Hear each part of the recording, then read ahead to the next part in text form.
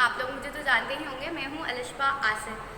जैसा कि आपसे पहले वादा किया था कि हम आपको अपनी अगली वीडियो में बताएंगे कि बच्चों के लिए कौन सी चीज़ देखना सही है और कौन सी गलत है। उसी सिलसिले में आज ये वीडियो बनाई जा रही है और आपको ये बताना चाहते हैं कि बच्चों के लिए अगर बच्चों को आप मोबाइल दे देते हैं या कोई ऐसा गैजेट दे देते हैं जिसके ज़रिए बच्चों की पहुंच जो है इंटरनेट तक होती है या उस पर कुछ भी निकाल के देख लेते हैं, तो उसको देख के साइड पे नहीं हो जाना कि ये बच्चा गेम खेल रहा है या बच्चा ये वाला कार्टून देख रहा है।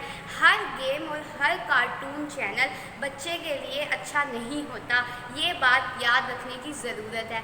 इसीलिए अगर आप अपने बच्चे को कुछ अच्छा दिखाएं ताकि वो उससे कुछ सीख सके, कुछ ऐसा दिखाएं जिससे वो अपनी स्टडी को इम्प्रूव कर सके, उसकी लर्निंग हो सके। और अगर आपने ऐसी वीडियोस दिखानी है तो आपको माइकिश टीवी को सब्सक्राइब करना पड़ेगा।